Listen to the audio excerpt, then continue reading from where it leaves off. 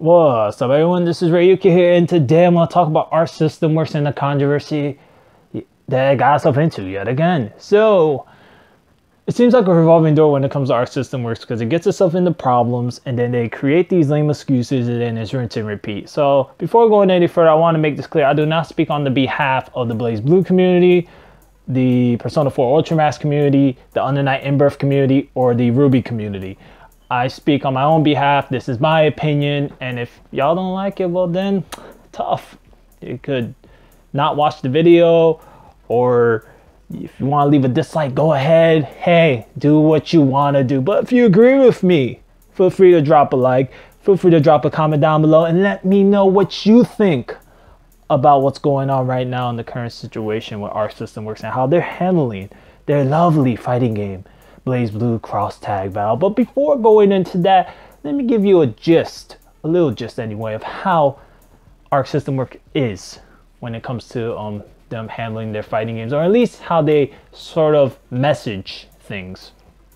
So a while ago, they released BlazBlue Central Fiction, and they didn't add any English voice work, and they gave a lame excuse to that. Now, why do I bring that up? Because that's what they are going to do now. They're going to give lame excuses to why they're doing these things, and they're not going to really give any good explanation. So, for those who have played the Arc System Works fighting game, you know that when they release DLC characters, usually individually, they charge quite a bit, whether it's $7.99 or $10. It's usually expensive depending on what game it is, whether it's Guilty Gear, BlazBlue, or Persona 4 Arena, or Under Night In-Birth. They charge quite a bit, and that's not counting the color palettes and all the little things they release in between that, which add up after a while. And some will argue, oh, you know, they need to make money somehow, blah blah blah. But then yet again, after they release 1 or 2 DLC characters, then they come out with a new version of the same game that's more complete, and then they rinse and repeat again. So hey man, if you guys want to try to keep defending their practices, hey, go ahead, but they only view their community as suckers. I gotta be honest. That's how they're viewing everybody, and at least that's the impression they're giving me. So they're also involved with currently making Dragon Ball FighterZ, right? And they announced a season pass for that game, and it's $35. And honestly, yet again, they locked behind that season pass some of the more popular characters because sales. It's all about that money.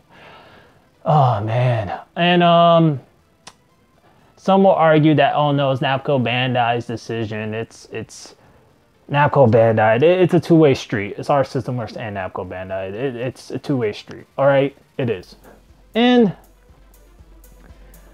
then you got BlazBlue Cross Tag Battle and how they're handling that game. So when they announced this game a while ago, me personally, I wasn't intrigued. I was like, okay, this is not shocking. This is not something I have not seen before. And the reason why I say this is because if you play Mugen, you could pretty much add these characters to fight off against each other. I mean, you could pretty much add any character to go up against each other. It probably won't be the same as their take of it, but it's similar. So they announced BlazBlue Central Fiction, the latest iteration pretty much of all these games going up against each other. And what I mean by all these games is about 3 fighting franchises going up against pretty much a new one, which is Ruby. They added Ruby to the mix, which changes everything up. But you'll be seeing the latest iterations of at least the characters from these previous fighting games in this game, such as BlazBlue Central Fiction, Persona 4 Arena Ultramax, and the latest version of Under Night In-Birth. So if you played any of these fighting games, these characters won't be anything new. It's pretty much rinse and repeat. You will be paying for these characters to be in the game if you decide to buy their character passes or whatever the hell they're gonna call it when they release it. The only thing new is Ruby. That's it. Only Ruby characters. They're the only thing new. And at that, the popular Ruby characters that people want are locked behind a paywall. So that says a lot right there. And that's how they catch people, man. They just like, oh, you want this character, you want, you know, this character you really like? Well, oh, you gotta pay. You gotta pay that money. Oh man. And we're not talking about 1 or 2 characters here. We're not talking about 5 characters. We're not even talking about 7 character DLC. We're talking about 20 characters. Let that sink in. 20 characters. Mind you, the game releases with 20 characters. at its base. So you got 20 characters in the game and then 20 characters DLC. Yeah, and that's not counting if they release color palettes and things like that, because there's people out there that want to be completionists. So, you know, they're going to want everything. So, hey, man, if you got money to blow and you want to buy this game and you want to waste it, go ahead. I ain't telling you how to handle y'all money. Nah, I ain't doing that. I'm saying for me, this game ain't worth it and I ain't buying it. And seeing how they handle it and how they're handling it is honestly pathetic. It really is pathetic. And it's greedy. It's blatant greed. They're doing it in front of everyone's face and they don't care. They might as well say, give me your money for this incomplete game and walk away. That might as well be it. At that, see, if the game was to release at $20, hypothetically, which I highly doubt that's going to be the case, but if it was to release for $20 and then they announced this season pass, I wouldn't be like, it makes sense, okay, you know, 20 characters, whatever. But this game ain't releasing for $20. This is probably going to be a $60 retail game. And not counting if these characters are all going to be bundled up in a season pass or released separately in their own bundles, like $10 or $15 a piece. So if you add it up, it's going to cost quite a bit. And if you ask me, is it worth it? As I said before, no. And some will probably wait for the Game of the Year edition or the complete edition. But even if they release a complete edition later on, it's most likely that they're going to announce another edition with more characters.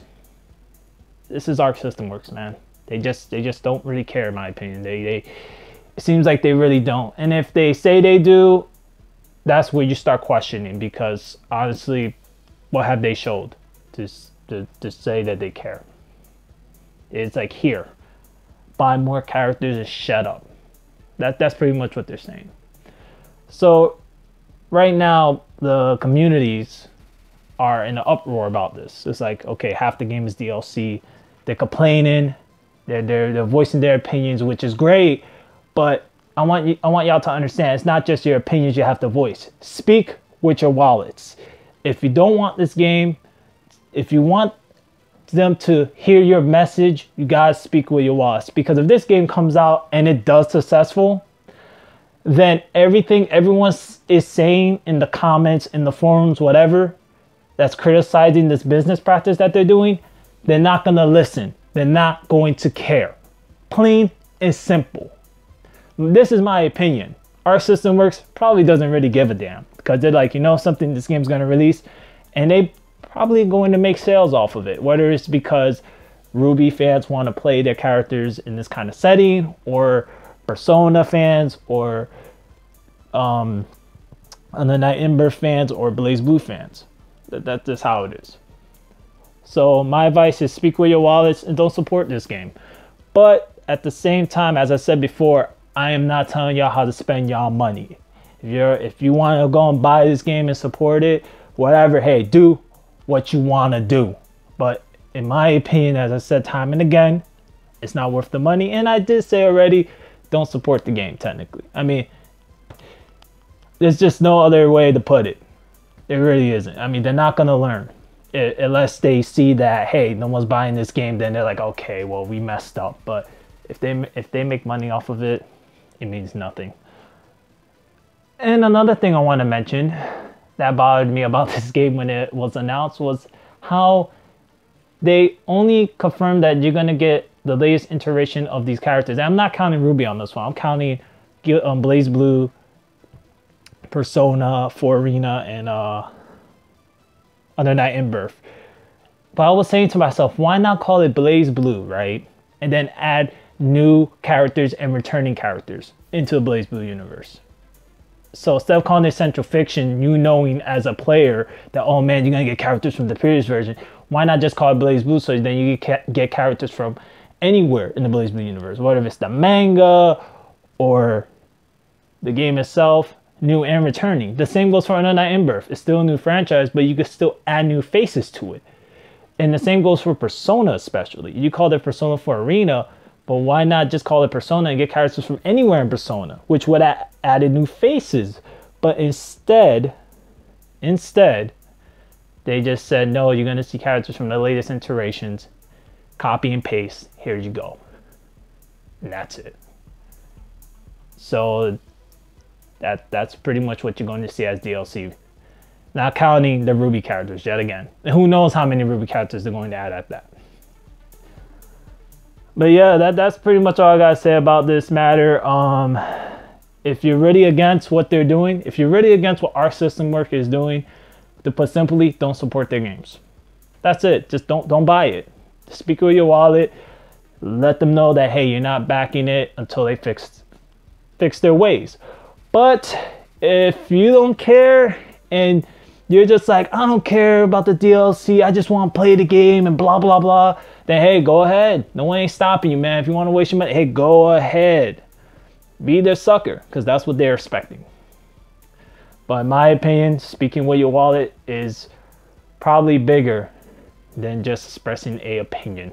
And in my case, I'm expressing my opinion, but I really don't think it's going to make much of an effect unless people really speak with actions. And that is by simply not purchasing this game and letting them know, hey, we're not going to support this unless you fix your ways. But that's all I have to say about this Arc System Works controversy with the BlazBlue Cross Tag Battle. And yeah, that's pretty much it. I mean, buy the game if you want to buy it. Don't buy it if you don't want to buy it. My opinion, and my suggestion is don't buy it. Just wait for a complete edition if you really want to play this game later on. But if you're really desperate and you really want your fix of an Arc System Works fighting game, hey, you got your answer right there. Anyways, as always, this is Rayuka here, and let me know down below in the comments what you think about all this. Do you like what they're doing? Are you against what they're doing? Feel free to express your opinion down below in the comments. Let everybody know what you're thinking. And yeah, that's pretty much it. Drop a like if you agree with me. If you don't agree with me, you already know the answer there. If you're new to my channel, why not hit that subscribe button? There's so much content here on this channel. And yeah, as always, this is Rayuka here saying, until next time, everyone, sayonara.